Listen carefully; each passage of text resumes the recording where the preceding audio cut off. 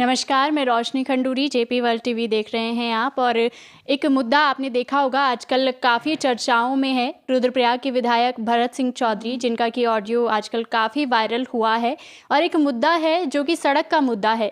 एक गांव का व्यक्ति जो कि अपने विधायक से मांग करता है कि हमारे यहाँ सड़क बनवा दीजिए, जो कि वादे आपने चुनाव से पहले किए थे कि हम ये करेंगे वो करेंगे। और वही बात एक गांव के युवा ने उनसे कही कि आप जो है सड़क बनाने का वादा आपने किया था और अभी तक नहीं बन पाई है, क्या वजह है? तो उस पर बड़े तीखे बोल उन्होंने कहे थे। और जिस युवा ने उस सड़क की मांग की थी, वही युवा आज मेरे साथ में है, जिनका नाम है राकेश धिरवाण जी। आपका बहुत बहुत स्वागत है जेपी वर्ल्ड टीवी में। धन्यवाद रोशनी खंडूरी जी। जेपी वर्ल्ड टीवी का मैं बहुत बहुत धन्यवाद करता हूं कि आपने मुझे यहां पर आमंत्रित किया और अपनी बात रखने का एक मंच प्रदान किया। तो मैं चाहूँगी शुरू से आप बताएं कि क्या कुछ किस्सा था जब आपने भरत सिंह चौधरी जी से कहा कि सड़क के लिए कौन सी वो सड़क है, कौन सा मोटर मार्ग है, कौन सा आपका गांव पड़ता है। और शुरू से बताइए कि क्या बातचीत का दौर हुआ था, क्या उनका रिप्लाई आया, और अभी तक, शुरू से लेके अभी तक क्या कुछ दौर रहा। जी, मैं रोशनी जी आपको बताना चाहता हूं कि मुद्दा है रणधार बदाणी मोटर मार्ग का। ये रोड आज की नहीं बनी हुई थी, ये रोड बनी हुई है लगभग 20 साल पुरानी। जब मेरा जन्म हुआ था तो तब भी ये रोड वहाँ पे थी।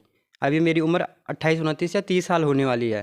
तो ये लगा लो मैं उस रोड को आज तक वही हाल में देख रहा हूँ। कितने विधायक आ गए, कितने नेता चले गए और कितने ऐसे लोग आगे चले गए जो वादे करके निकल गए।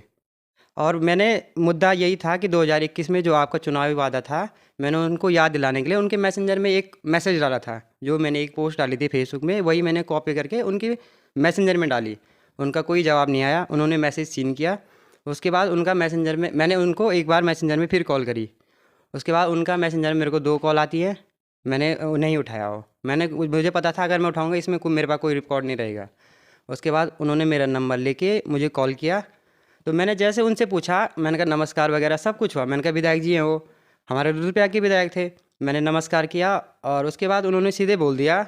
मैंने कहा विधायक जी, मैंने कहा हमारा ये मुद्दा है जो ये 20 सालों से हम लोग संघर्ष कर रहे हैं, इसका जवाब कब मिलेगा? हमें आपको जवाब देना चाहिए। हम इतने दिनों से प्रेस वार्ता की जब बात कर रहे थे तो प्रेस वार्ता आपने क्यों नहीं करी? आप मेलों में घूम रहे थे, अपने ऊपर फूल मालाएँ चढ़ा रहे थे, तो इसलिए तो हमने आपको विधायक नहीं बनाया था। फूल माला ही चढ़ानी होती तो हम किसी भी समाज के, किसी भी एक अच्छे इंसान को जो समाज सेवा के लिए काम कर रहा है, उसको उठा के ले आते। तो आप तो एक रुद्रप्रयाग के प्रतिनिधि थे और माननीय उसमें थे, पद पे थे, तो आपको ऐसी गरिमा से उठकर बात नहीं करनी चाहिए थी। उन्होंने मेरा जो उनसे सवाल था कि बांगा रोड के संबंध में आपका क्या मामला है, आपका उसमें क्या राय है? तो उन्होंने मुझे कहा कि तू जा मुकदमा कर मेरे पे और मेरे खिलाफ चुनाव लड़। तो मैंने ये चुनौती स्वीकार करी। बाकी ऑडियो पूरी जनता ने सुना और जनता ने अपना वो भी दिया कि इसमें लड़का सही था। विधायक चौधरी जी के जो दिमाग है उसमें सत्ता का अहंकार चढ़ चुका है। तो हमारी मांग आज भी यही है। मुद्दा उसके अलावा और कोई नहीं था। ना मुझे राजनीति करनी थी, ना मुझे मीडिया के पास जाना था, ना मुझे सुर्खियाँ बटोरनी थी।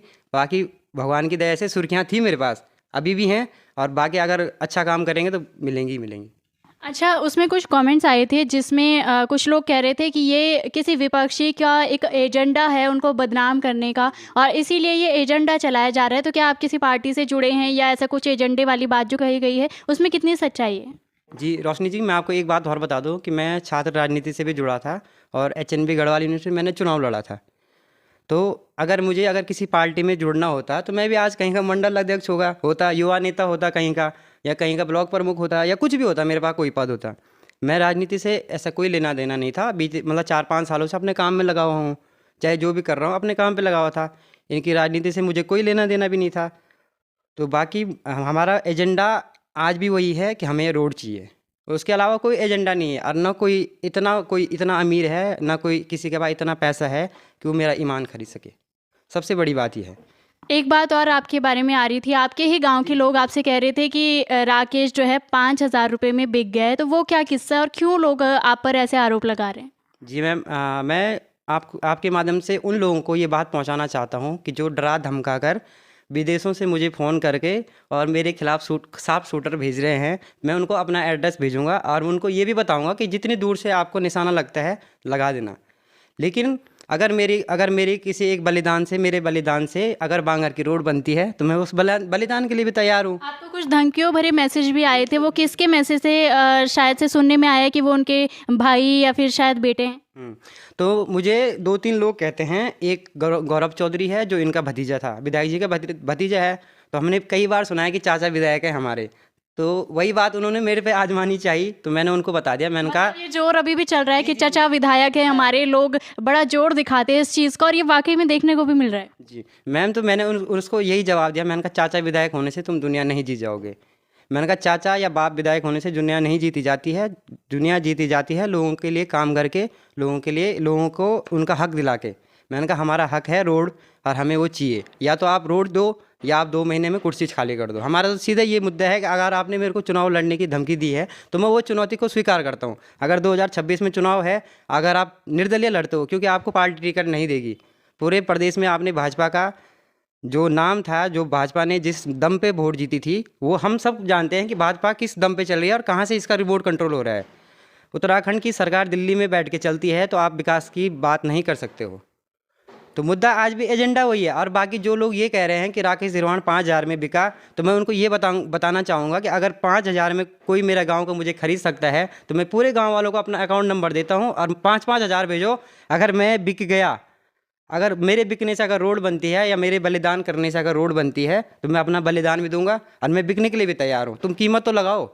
हाँ। आपके गांव के लिए कभी इससे पहले बजट आया है? क्योंकि बहुत बार होता है कि बजट तो आता है लेकिन वो बीच में गबन हो जाता है, फिर चाहे रोड की बात हो या किसी भी चीज़ की बात हो, क्योंकि आजकल तमाम योजनाएं चल रही है, ग्राम सड़क योजना है या फिर मनरेगा और बहुत सारी योजनाएं चलती है, तो उसका कितना लाभ आपके गाँव वाले ले पाते हैं, या फिर बजट आया है नहीं आया है, कहाँ पर बात अटक रही है? जी मैम, बात करेंगे छोटी इकाई से। तो छोटी इकाई ये है कि अगर गांव का प्रधान सही है, गांव का अगर क्षेत्र का क्षेत्र पंचायत अच्छा है, ब्लॉक का ब्लॉक प्रमुख अच्छा है, तो वो बात रखने के लिए दम रखता है कि विधायक के पास वो बोले। क्योंकि हमारे यहाँ 16 गांव है, 16 गांव बांगर की पट्टी है हमारी, और भगवान वासुदेव की भूमि है। ऐसा भी नहीं है कि कोई मतलब पिछड़ा हुआ क्षेत्र भी नहीं है। 20 साल पुरानी रोड है, 2-2 विश्वनाथ सर्विस चलती हैं, तो आप समझ सकते हो उस रोड पे कितना क्राउड होगा। तो बाकी अगर जनप्रतिनिधि हमारे बांगर के सही होते, उनको अपनी बात रखने की क्षमता होती उनके अंदर, तो ये बात मुझे नहीं रखनी पड़ती आज अगर वो लोग कहते हैं कि राकेश निर्वाण बिक सकता है, तो मैं उनको ये भी बताऊंगा कि अगर आपके पास कोई ईमान बेचने की कोई कीमत है, तो आप तय करें और मेरा ईमान बेच दें। बाकी ये लड़ाई चलेगी और आगे भी चलेगी, आगे चलती रहेगी। जब आपने विधायक जी से ये बात कही, तो आपके जो ग्राम प्रधान हैं उनका क्या रिएक्शन था? क्या वो आपके सपोर्ट में थे या फिर उन्होंने आपको फटकार लगाई इस चीज़ के लिए? क्या रिएक्शन रहा उनका? जी रोशनी जी, अभी बात यह है कि मैं वैसे किसी से बात भी नहीं कर पाता फ़ोन पे, और मैं झिझकता था बात करने से। तो अभी आज का माहौल ये है कि 200 फ़ोन आ रहे हैं मुझे, 150-200 फ़ोन अटेंड कर रहा हूँ। बाकी जो जिस भाषा में जवाब दे रहा है, उसको उस भाषा में जवाब दिया जा रहा है। अगर कोई गाली दे रहा है तो मुझे भी गाली देनी आती है। अगर कोई ये कह रहा है कि तूने अच्छी आवाज़ उठाई, तो मैं उसके साथ खड़ा हूँ। मैंने कहा लोग कह रहे हैं कि हम तेरे साथ हैं। मैंने कहा मेरे साथ मत रहो, सब साथ रहो और एक आवाज़ उठाओ, बांगर को एक आवाज़ दो। सिर्फ बांगर की बात नहीं है, अगर यही मुद्दा घनसाली से उठता है और चमोली से उठता है, तो ये बात बहुत बड़ी बन जाएगी। सरकार पलट जाएगी अगर जनता एक होती है। तो अगर जनता 500-500 के और एक क्वार्टर में बिकने वाली है, तो ये दारू मुर्गा वाली राजनीति हमें नहीं आती है जी। अच्छा, जैसे आपके वहाँ से लगातार ये आवाज़ उठ रही है सड़क को लेकर के, ऐसे में विधायक जी का भी रिप्लाई आया था आपके, मतलब जो ऑडियो वायरल हुई थी उसके बाद जब उनका इंटरव्यू लिया गया, तो उस पर उनका रिप्लाई आया था कि वो नादान बालक है, ऐसा कुछ उन्होंने कहा था। तो मैं चाहूँगी हमारे दर्शकों को आप बताएं कि क्या बात उन्होंने उस समय की थी? जी मैम, अगर मैं नादान बालक होता, अगर मेरी उम्र 18 साल से कम होती, तो मैं नाबालिग होता।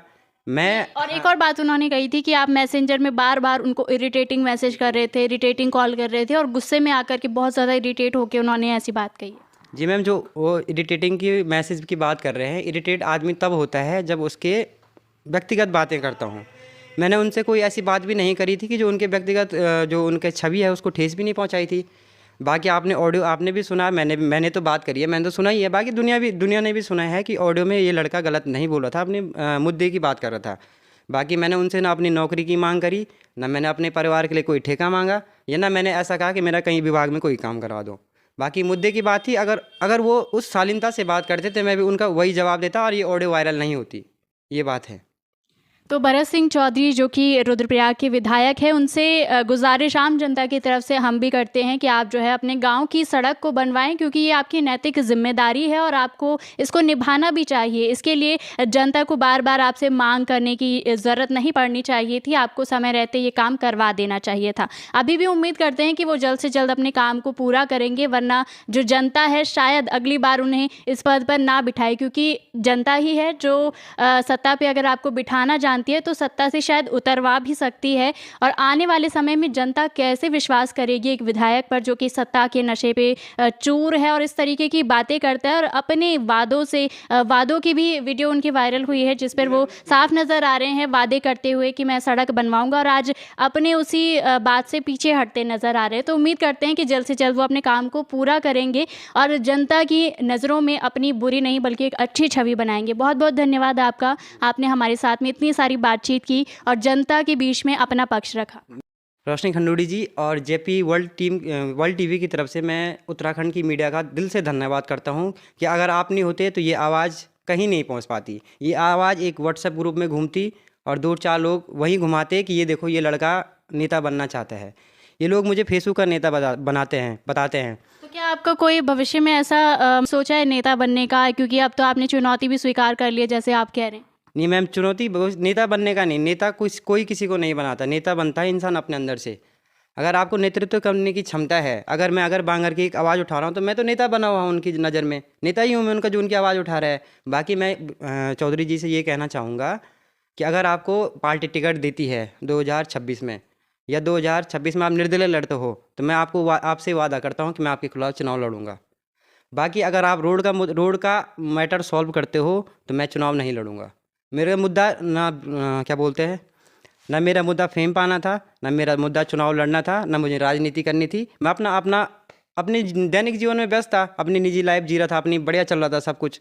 लेकिन इतना बड़ा बवाल होने के बाद भी अगर आपके कान में जूं नहीं रेंगता है, आप अभी मेले घूम रहे हो, तो ये आपके लिए बहुत घातक सिद्ध होगा आगे जी। तो ऐसे ही मुद्दे अगर आपके पास में भी हैं, आपके गांव की सड़क या फिर कोई भी मुद्दा जन सरोकार से जुड़ा हुआ है, तो आप जेपी वर्ल्ड टीवी के माध्यम से पहुंचा सकते हैं। जैसे एक आम नागरिक ने आवाज़ उठाई है, ऐसे ही आप भी अपने हक की लड़ाई के लिए आवाज़ उठा सकते हैं। आगे भी ऐसे ही मुद्दे, ऐसी ही बातें आप तक पहुंचाते रहेंगे। जुड़े रहिए जेपी वर्ल्ड टीवी पर।